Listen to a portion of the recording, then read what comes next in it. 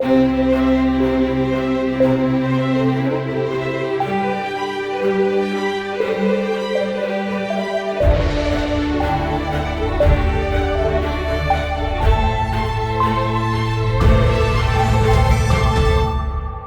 a kid, I think I was a quiet thinker. I remember spending lots of time just dawdling and thinking about things, and even thinking about myself and what must be going on in my head and how it might work. Questioning things came natural to me. When I was in grade school, I learned about compass and straight rule, and this famous result that you can't trisect an angle with the compass and a straight line, straight edge. But I said, surely you can do that. And so I found a way to trisect the angle, and my friends liked it. But then when I told my teacher, she just kind of brushed it off and said, she didn't even want to see my algorithm. And it was a great disappointment to me, but I sensed that somehow she was right, that you need more than just a procedure, you need a proof that something is correct, and otherwise it's not going to be absolutely correct. And yeah, she was right, but it was both my standing out a little bit, doing something unusual, and learning that sort of the limits of what you can do. I went to school in Arizona and then in Illinois, and ordinary, what we would call public schools. And I was good at math, I was good at lots of things. I was kind of a nerdy kid. You know, I was in the chess club and things like that. And then in high school, I was an athlete in the sense that I was in the cross-country running team. And that was fun, but even among the runners, I was kind of the nerdy kid. I was soon interested in artificial intelligence and the idea that machines could be like brains. And I wrote Marvin Minsky naively, asking him what I should study if I was interested in AI, and I wanted to make a career in it. And he told me it didn't really matter much. I mean, I didn't meet him, but amazingly, Marvin Minsky wrote back to me, a high school kid, and he gave me good advice. He told me it didn't matter much what I majored in, but it was important to learn some math and to learn a variety of things. And I think, yeah, I appreciated that. So when I wanted to study the mind, it always seemed to me that the most important thing the mind does is it learns. It learns to understand its world. And so I was interested in learning, and the people who'd thought most about learning were the psychologists. And so I was drawn to that.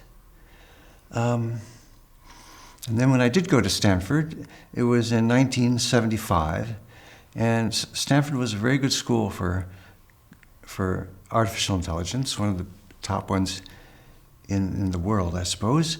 But for undergraduates, you could not major in even computer science.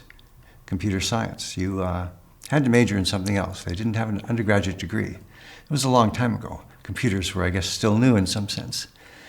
So you had to major in something else. Some people might major in mathematics or operations research. But to me, it seemed very natural to major in psychology.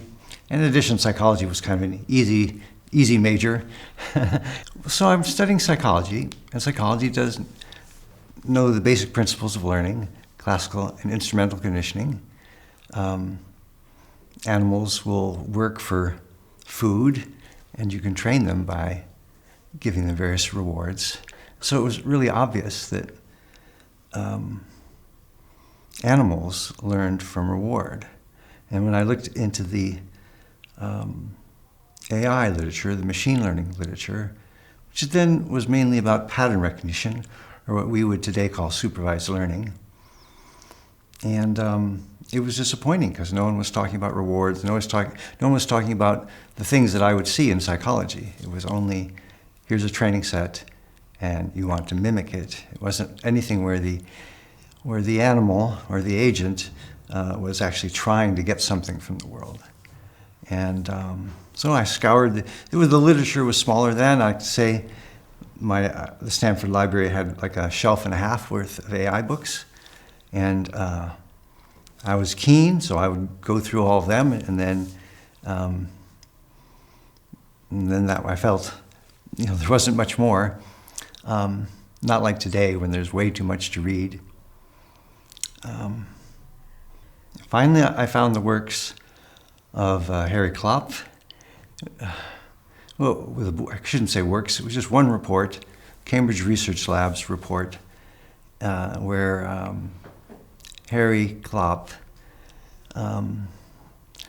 basically described what I was seeing. He talked about basic learning processes, classical and instrumental conditioning.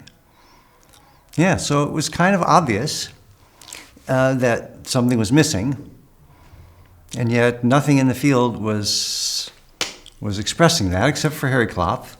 He was an outlier and an outsider, and yet this was the natural thing. So maybe this is the repeated pattern in my life. I sort of am a contrarian because I'm not doing what everyone else is doing in my field, but I also feel like taking a very classical perspective. So I felt totally in sync with the larger traditions of intellectual thought, where there are basic learning processes. We know them from psychology, and I was just pursuing the ideas in a natural way. I don't really view myself as a contrarian. I view myself as a radical, where the original meaning of radical is going to the root, and going to the root is like first principles. Going to first principles is often meaning going back to the original ideas of intelligence. So I will often go back, hundreds of years. Say, what did William James talk about when he talked about intelligence? He was the first psychologist. What do the philosophers think? So go back, and interest in learning it was only strangely absent from AI, but it was very popular always in thinking about intelligence. I don't feel like a very daring person, but I did do the daring thing of writing to Marvin Minsky, and I did do the daring thing of writing back to Harry Klopp and saying, I don't know what I said anymore, but I expressed interest, of course, and that I appreciated his observations about the field. And then, he was able to, I think he was coming to California anyway, but he was able to come, he was interested in meeting me, and I, of course, was thrilled to meet him. And so we had lunch out at Stanford. It was cool. Harry Klopp was a civilian in the Air Force, and he was running one of their programs, some of their research programs, and in particular, he was running a program at the University of Massachusetts. It had just started when I met him. It was in 1977, I think, and it was just beginning, and they were going to do a study of adaptive networks that would explore these ideas of machines that seek to maximize. Harry Klopp never said maximize reward, but he would say they were trying to get something from their world, and that was the most essential idea that we were later to formulate as obtaining reward and reinforcement learning. But anyway, there was this program to explore these ideas of Harry's and to figure them out. And that was at the University of Massachusetts in Amherst.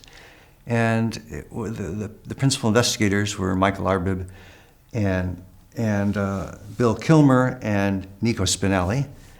And they were interested, but I think maybe they were at the same time a little bit skeptical of this fellow from the Air Force who had some new ideas and distinct contrarian ideas. But it was a good grant for basic research. They went out and they found Andy Bartow to run the project. He was a professor at the in New York State, and he actually took a step down from his assistant professor position to become a postdoc in order to take this and do this interesting research project at the University of Massachusetts. And I joined them, and I was a junior at the time, but I counted up my credits and I said, theoretically it's possible. I know it's Christmas time now. Somehow I could apply and go there. It seemed kind of crazy. I went home at Christmas time, told my parents. My mom said, "Why don't you do it?" she said you could do it. I could do it, and so I did. And I went out right away and took the exams for graduate school and threw an application together and sent it off. And in the end, I was accepted, and that's what happened. So yeah, I had to leave a year earlier, and I had to take extra courses over the summer in order to finish.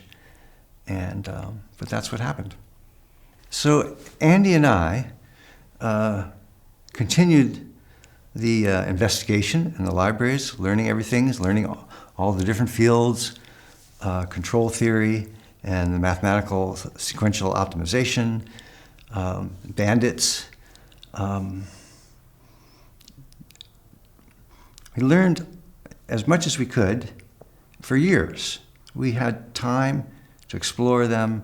We didn't feel we were on a deadline to write papers. We did eventually write a lot of papers. But we had the time to figure it out and to sift through it and to form our own opinion about what was missing. And we decided Harry was right, that something important had been lost. And there are precursors in other fields. The bandits. So bandits are learning problems that are evaluative. You have some finite number of choices. You try each choice and you see how good it is, and then you settle. You prefer the ones that get you the most reward. You pick an action, and then the world tells you a stochastic measure of how good it was. And then so by repeatedly trying all the choices, you could settle on the best one. And so this has the essential idea of feedback from the world, which doesn't tell you what to do. It just evaluates what you did. You do this, pull this lever, it says 7. You don't know if 7 is good. Maybe there's somewhere else you could get 9. Or maybe it is the best one and everything else is 0. So it just evaluates you. It doesn't tell you what to do, which is one of the essential ideas. But it's not the whole of it, because bandits, you're just learning which action to do over and over again. You don't pick a different lever in different situations. That's what we called, you have to associate the action you take with the situation you're in. And so this is the associative aspect. And to have these two things together, associative and evaluative, that had not been explored, as far as we could tell. It's such a fundamental thing. It's the difference between doing what you're told and taking responsibility for figuring it out yourself. It's just a very important part of intelligence, is that you figure out what will be done. No one else may know the right answer. No one else may know what's the best way to do something, and you have to figure it out. So if you only do what you're told, then you can't come up with anything new. You can't really verify what you believe. So you need, it's an important part of intelligence to tell for yourself whether you're right or wrong. For me, the definition of intelligence, what it means is that the system has a goal. And yeah, you have to have your own goal. I mean, even if it's given to you, it has to become your own goal. You have to have a goal. If you don't have a goal, I don't think it's proper to talk about intelligence. So, for me, the analogy that your AI system is like a person, can be like a person. It's a really useful analogy. You should always say, well, if I say, could a machine do this? You should ask, well, can a person do that? Okay, and if a person can do that, well, people are biological machines. We were constructed by our genetic code, and evolution figured us out. So, if I think people can have their own goals, certainly I think a machine can have its own goals. Why not? Machines can think because people can think, so there's no reason to think that there's any special processes that people have that couldn't also exist in a machine. So I do believe machines can think, as Alan Turing asked so long ago in his 1950 paper, I think it was, can machines think? And he goes through all the common objections, the religious objection, and all kinds of commonsensical objections that people have towards machines thinking. And he dispenses with each one. And I'm laughing because it seems, in some sense, his arguments just seem kind of obvious, and he's just like beating a dead horse. But the horse is not fully dead. We still have we have to make the point that machines can do everything. And this is sort of the also due to Turing. What's the correct name? Maybe it's the Turing Church thesis that all machines are ultimately equivalent in their powers after they have a certain set of abilities which are rather small. Then all machines are equivalent. And you could stop there and say all machines are equivalent, but once you get the idea in your head that people are another machine, you have to ask, well, also then they're equivalent to people. And so it's this radical hypothesis that AI researchers are very comfortable and familiar with it now, but it's this radical hypothesis that machines can do everything that people can. I do remember from my childhood hearing about computers in the 60s, very early on, and computers, there was the talk, the analogy that a computer was like a giant brain, and that seemed amazing, okay, for a kid to think that machines might be like the brain. And so I wanted to learn about that and learn more, and I would take courses and I learned how to program, and then I would say, no, this is crazy. A computer just does what you tell it to do. You have to program every little thing. And although you could program it, to do a complicated thing, it's never going to be like a brain. It couldn't think. It seemed obvious that by telling it what to do, it would never be like a person. And yet, well, what is a person? A person is just matter arranged in a particular way. So I was faced with these two things. It seemed inevitable that matter arranged in a particular way could make a person, and so a person, in a sense, is a machine, and a computer is a machine. Computers only do what they're told. They couldn't possibly be intelligent, and yet it has to be possible. I had these two things that were directly contradictory. Computers couldn't possibly think, and yet it had to be true that somehow they do. And this contradiction, this irresistible force and the immovable object, there must be a resolution. And that was just a fascinating question that I became obsessed with or fascinated with, and I ended up devoting my life to figuring out the solution, how it could be done.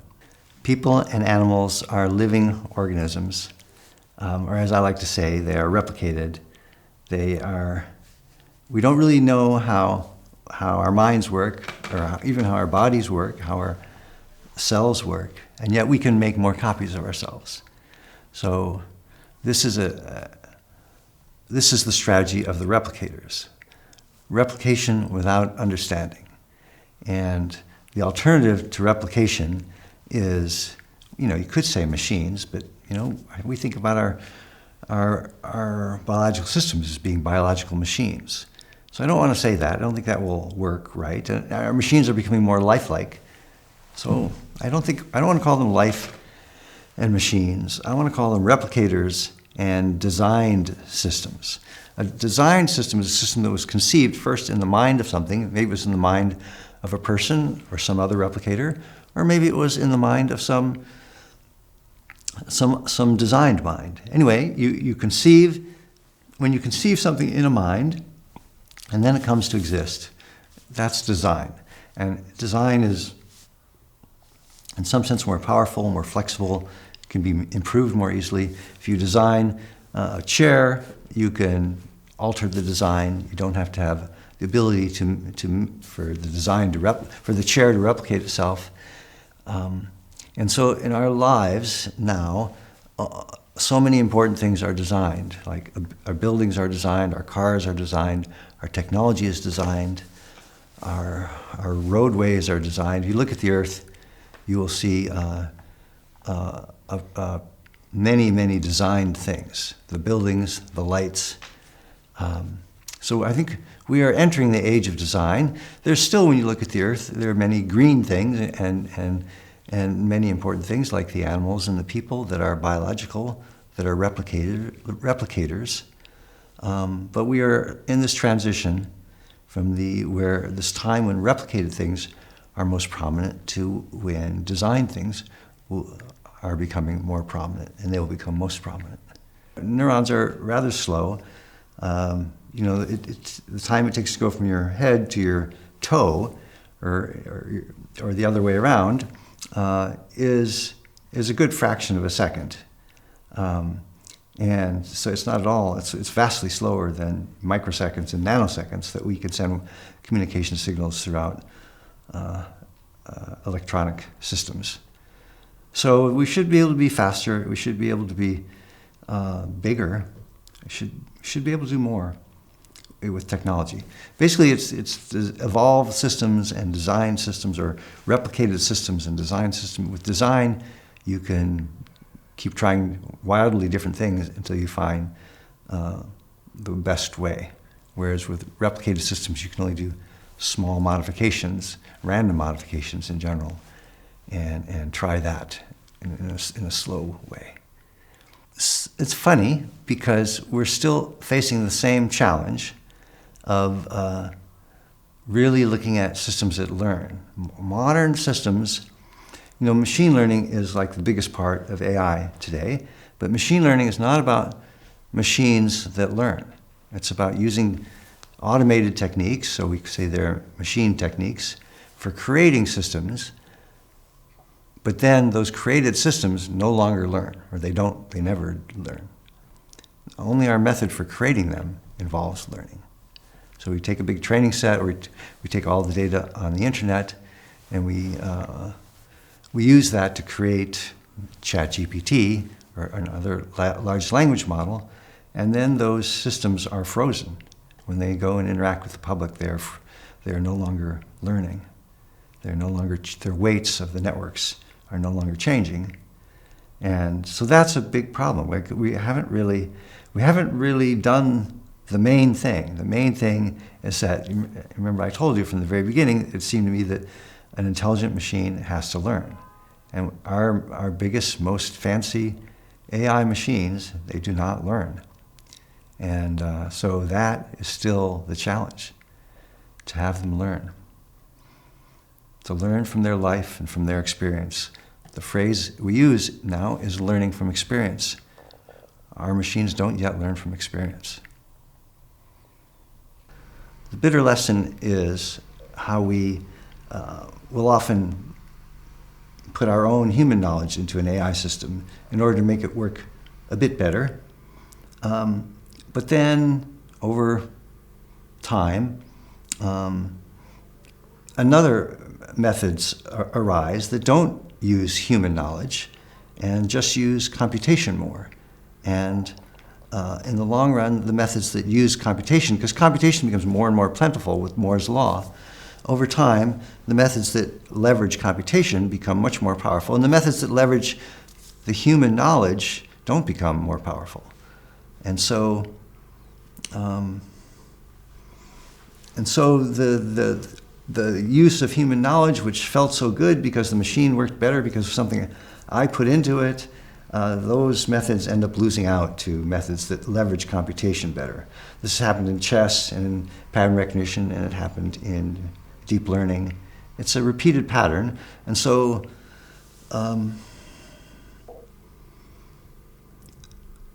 I'm old enough to have seen the pattern many times, and so I noticed it and described this phenomenon, this historical phenomenon, and then this became extremely influential, this idea that we have this bitter lesson to learn from past experience about the need to use computation rather than human input. Trying to have AIs that are totally under the control, on a leash in some sense, or with a button you can turn them off if they annoy you, or you could reset them. Anyway, if they were totally controlled at the direction of a person, the right word for that seems to me is slavery. And slavery we all think is distasteful, morally distasteful. And so that seems like that has to be a mistake. So throughout my life, I end up saying things that are contrarian or surprising, maybe even not what people want to hear. But through it all, I don't view them as controversial, things to say. They are obvious. So what I try to do in my most controversial works is find an obvious truth and say it and explain it.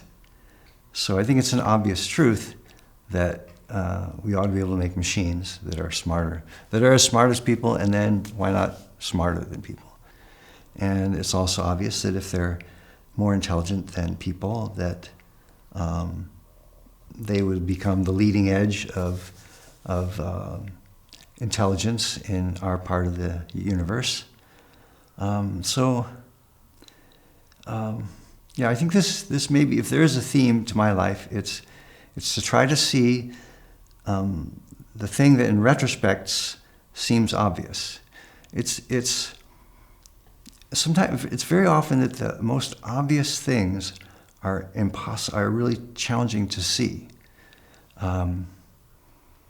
That's the way it was in reinforcement learning, a machine that can try things and find a way to get what it wants. That's the most obvious thing that an intelligent system should do, and yet it was not studied before reinforcement learning was proposed. No, so the big breakthrough was to see the obvious. Okay, I also think other things in history, like when Charles Darwin proposed, or maybe it was his father, but these scientists proposed that people are evolved from animals, and people are animals. It's in some sense it's the most obvious thing. You look at a person; they have arms and tendons and a heart, and they have all. They're clearly animals. They are animals. They're just a different kind of animal, and yet that was a big challenge to the existing ways of thinking in Elizabethan in the time of Charles Darwin, and it was shocking to his world to propose such a thing. I don't think we should be afraid. First of all, because fear is not a good way to make good decisions. Faced with a challenge, a long anticipatable challenge, you don't want to be fearful. You want to recognize what's happening and take action that's consistent with what's happening, that will further your goals the most. And so we need to be aware of what's happening. And we have to find our place within that, and including our place for how we should think about it.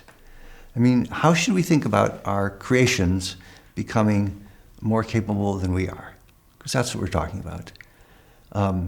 And there's a natural analogy with people again. How should we feel about our children becoming more capable and powerful than we are? Well, we are comfortable. Most people are comfortable with their children's becoming more intelligent than they are. Humans are special, and one special thing they can do is make their successors. They can also, I'm trying to point out the obvious things. The obvious things is that the successors will be designed. But there's still lots of different ways it could happen. Good ways and better ways and bad ways it could happen. So one way that may well happen is that we become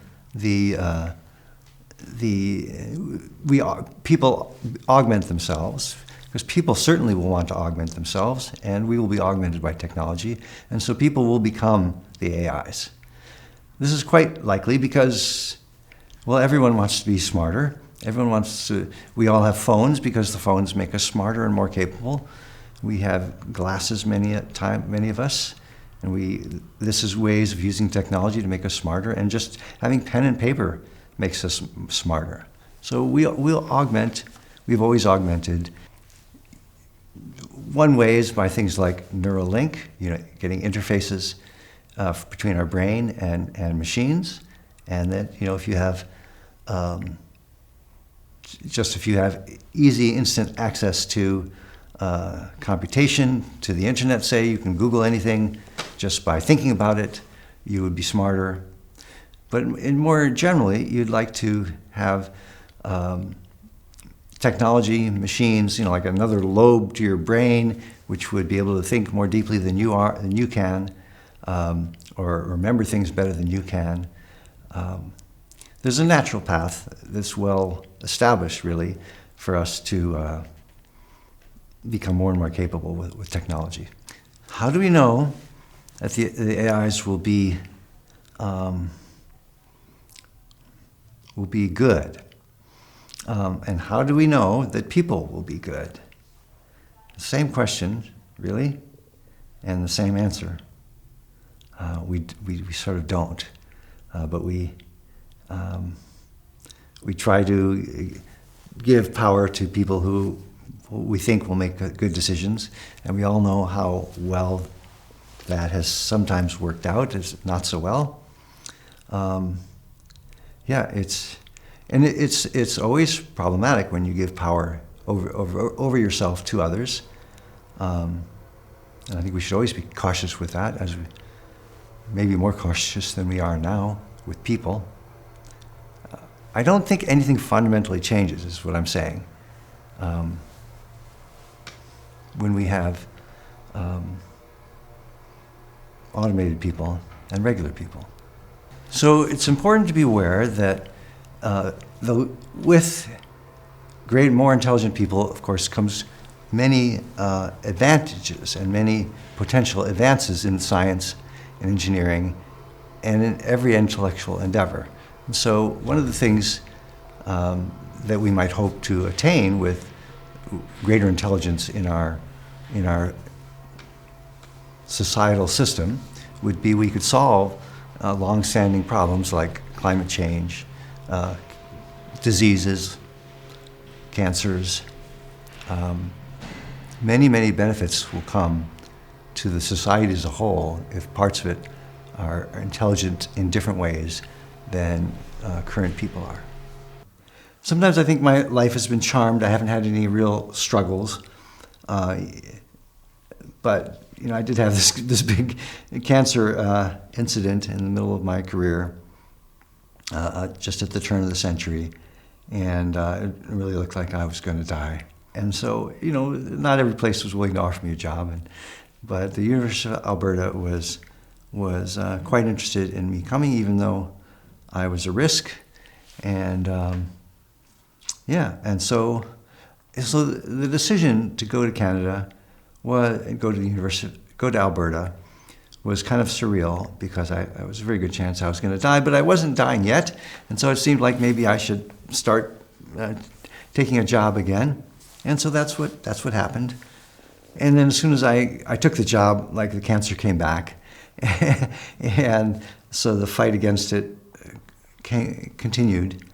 In the end, after 5 years, somewhat amazingly, I did go permanently into remission, and hasn't had any cancer since then. An encounter with cancer certainly made me,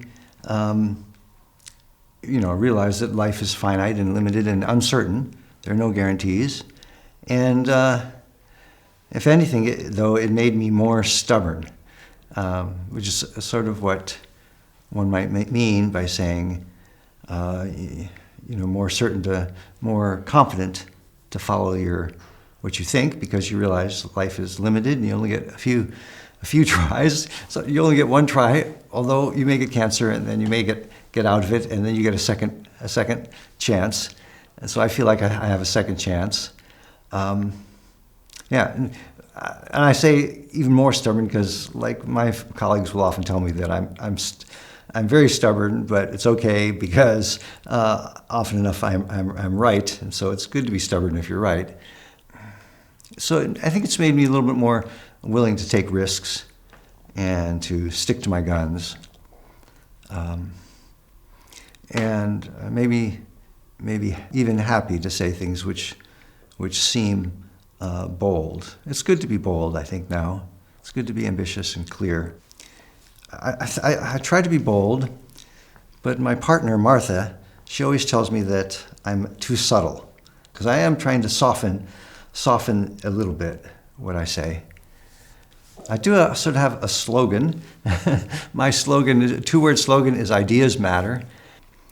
Coming up with important ideas is obviously extremely important and subtle. It's not clear how it's done. Maybe it's, I want to say it's just like hard work. If you keep at it, like any muscle, the muscle of thinking new things and challenging your ideas. This is a muscle that if you stress it and exercise it, it'll get stronger. So, my number one advice for young people is that they write down their thoughts. And it's just a way of developing your thinking and developing your thoughts, is to write it down. Once you've written it down, you can challenge it. You can say, well, what about the opposite? Is that true as well? As soon as you write it down, it becomes more clear. So you have to get a special place, whether it's on the computer or in a leather-bound notebook.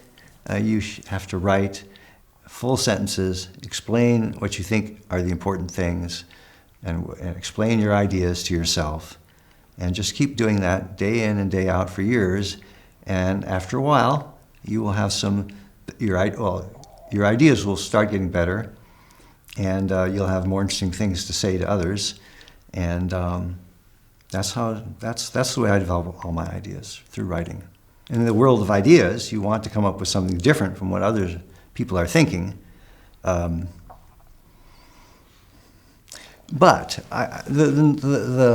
the final rule is that you should be indifferent.